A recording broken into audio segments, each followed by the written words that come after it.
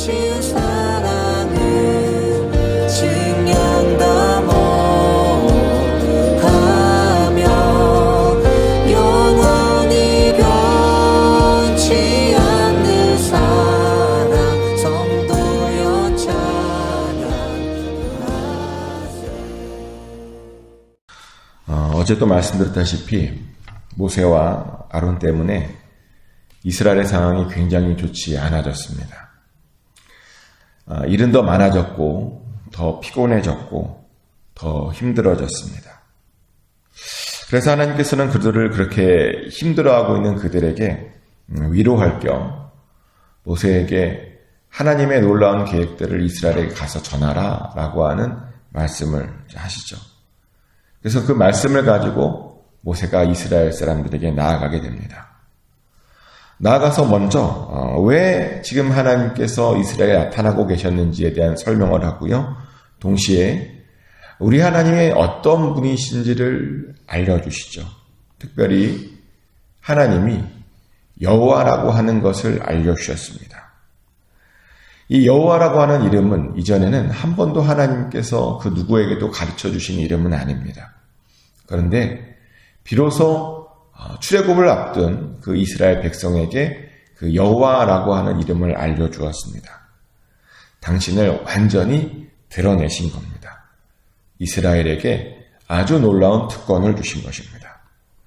그러시면 하나님께서 이런 계획을 가지고 계시다라고 또 말씀해 주세요. 6절부터 8절까지가 되게 중요한 말씀인데요. 제가 읽어드리겠습니다. 그러므로 이스라엘 자손에게 말하기를 나는 여호와라.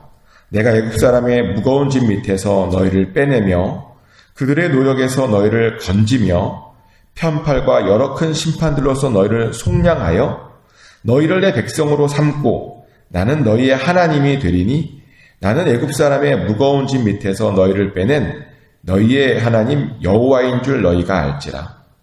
내가 아브라함과 이삭과 야곱에게 주기로 맹세한 땅으로 너희를 인도하고 그 땅을 너희에게 주어 기업을 삼게 하리니 나는 여호와라 하셨다 하라. 아멘.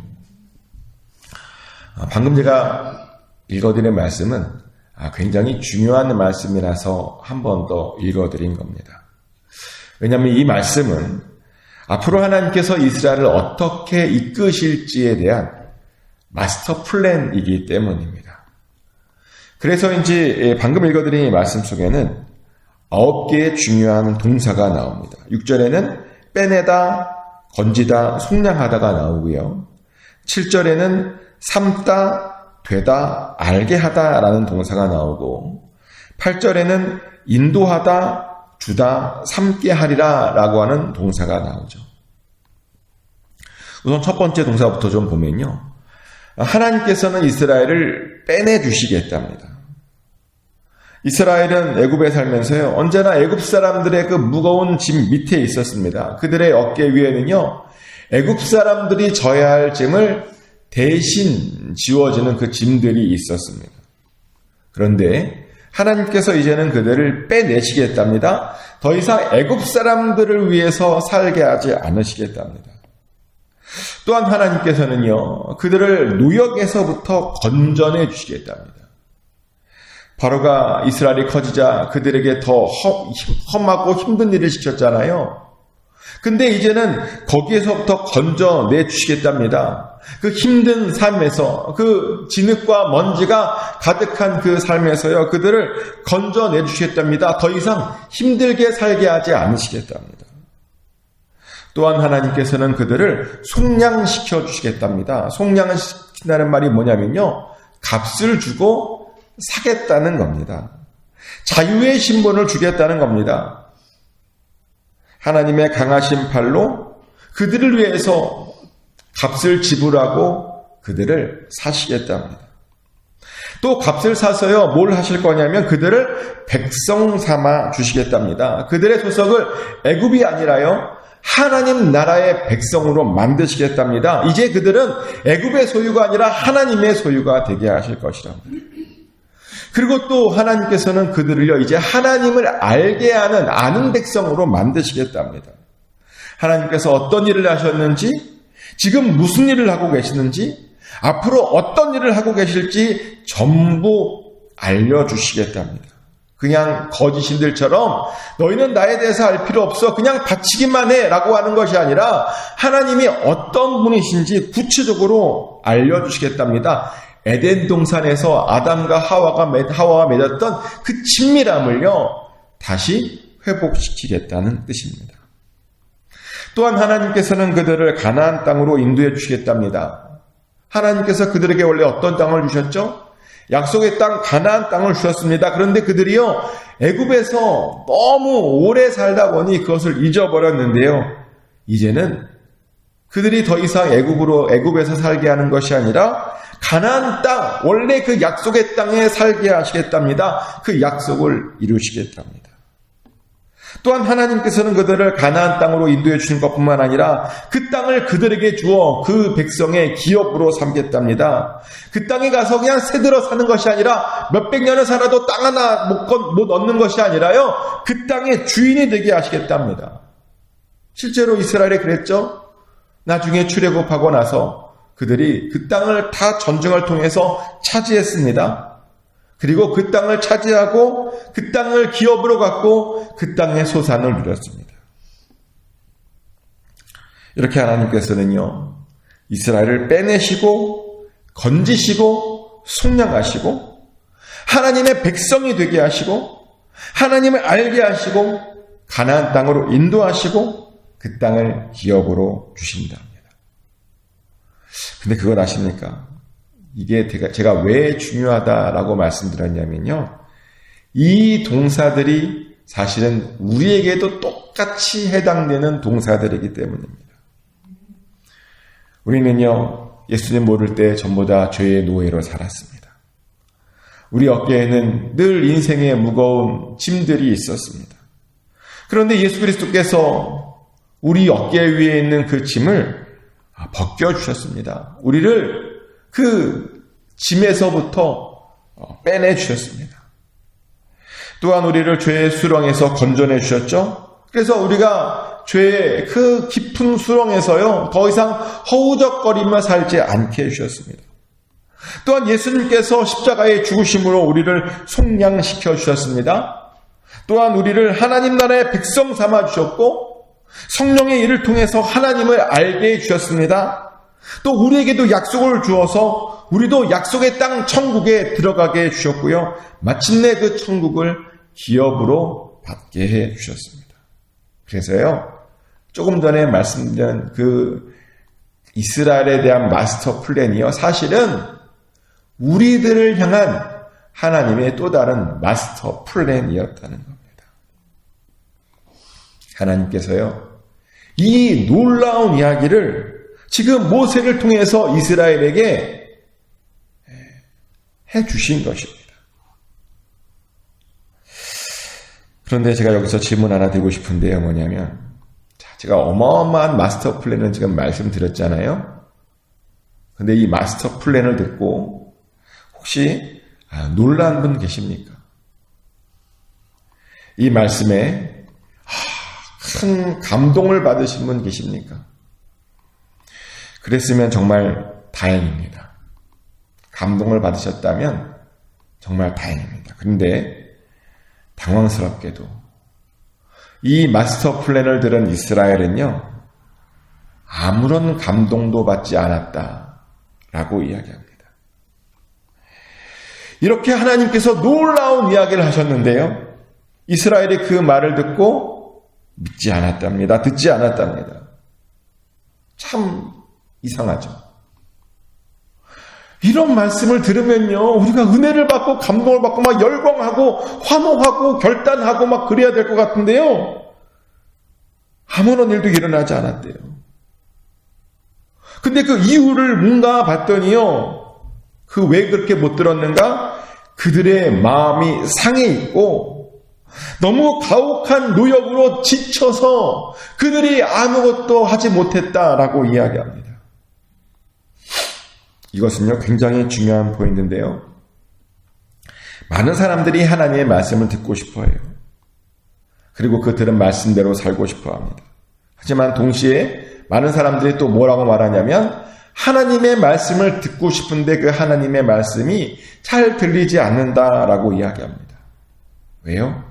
마음이 상해 있고 인생이 너무 힘들어서 그렇다고 이야기합니다. 실제로요, 마음이 상해 있으면 말씀이 잘 들리지 않아요. 상해 있는다는 게 뭐냐고요? 히브리어적으로 상해 있다라고 하는 뜻은 뭐냐면요, 원어적으로는 마음이 짧아져 있는 상태를 말한답니다. 그러니까 마음이요, 우리가 이렇게 길어야 되는데요, 길어야 되는데 이게 마음이 우리 어려움, 여러 가지 어려움과 상처들 때문에 우리 마음이 짧아져 있는 상태가 마음이 상해 있는 상태랍니다. 그런데 그렇게 마음이 짧아져 있으면 말씀이 들리지 않는데요. 그래서 우리는 하나님의 말씀을 듣기 위해서 사실은 짧은 마음이 아니라 마음을 길게 가져야 됩니다. 제가 어제도 말했죠. 긴 호흡을 가져야 된다고. 하나님의 일과 우리 인생은, 그리고 성경은 길게 봐야 한다고. 그래야 주님의 평안이 우리의 삶 가운데 있게 된다.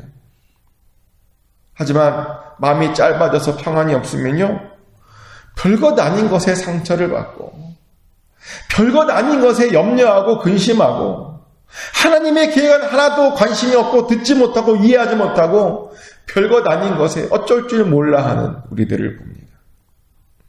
그래서요, 말씀을 들었는데 그 말씀을 오해하고 자기 생각하고 싶은 대로 생각하고 자기 듣고 싶은 것만 듣고 자기 믿고 싶은 것만 믿고 그렇게 되더라는 것이죠. 그런 사람들이 정말 많아요. 예전에는 그런 일이 있었어요, 저한테. 제가 교회에서 말씀을 전하는데 하나님과 우리의 관계가 어떤 관계죠? 아버지와 아들의 관계라고 보통 합니다. 아버지와 자녀 관계라고 하지만 그건 요즘이고 원래는 성경에서는 뭐라고 나와요? 아버지와 아들의 관계라고 나옵니다. 그래서 하나님과 예수님의 관계를 떠올리며 하나님과 우리가 아버지와 아들의 관계다라고 말씀드렸는데요. 근데 어떤 분이 화를 내시더라고요. 아니, 어떻게 우리와 하나님의 관계가 아버지와 아들의 관계만 있냐고, 아버지와 딸의 관계도 있고 엄마와 딸의 관계도 있는 것 아니냐고.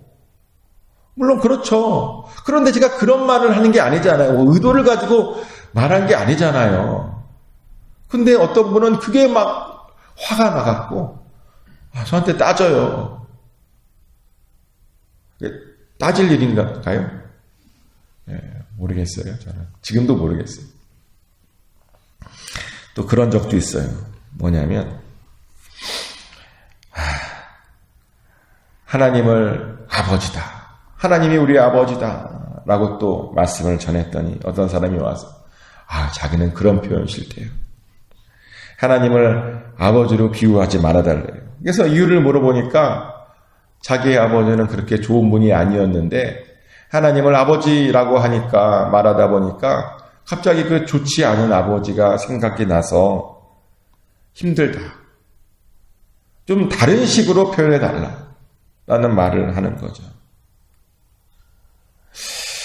아버지에게 받은 상처로 인해서 마음이 짧아지다 보니까요, 그게 힘든 거예요. 말씀이 말씀으로 들리지 않는 거예요. 마음에 평안이 없다 보니까 별것 아닌 거에 자꾸만 넘어지는 거죠. 그래서 하나님의 말씀을 하나님의 말씀으로 듣지 못하고 사람의 말로 듣고 상처로 듣고 그렇다는 겁니다.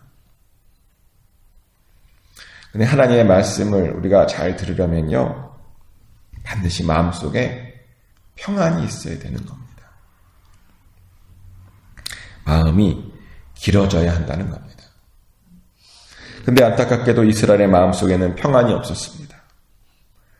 너무 힘들다 보니까 마음이 전부 다 짧아져 있었습니다. 그랬더니요, 하나님께서 그렇게 귀한 마스터 플랜을 말씀해 주셨는데도 불구하고 감동하지 않았던 겁니다. 관심이 없었던 겁니다. 은혜를 못 받았던 거죠.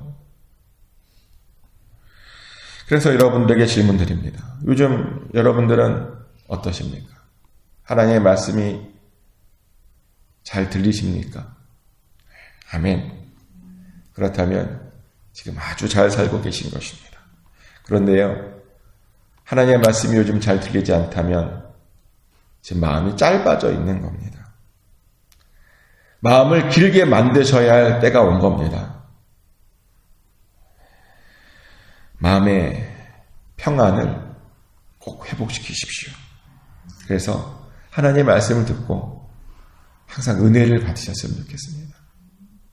하나님의 말씀이 얼마나 은혜로워요. 얼마나 감동이 됩니까? 얼마나 힘이 되고 용기가 생깁니까? 꼭 마음의 평안을 다시 회복하셔서 하나님의 말씀이 여러분 삶 가운데 진정한 평안으로 임하시길 축복합니다. 그래서 언제나 하나님의 놀라운 은혜 가운데 바로 그 은혜 가운데만 거하시기를 예수 그리스도 이름으로 축복합니다. 하나님 크신 사랑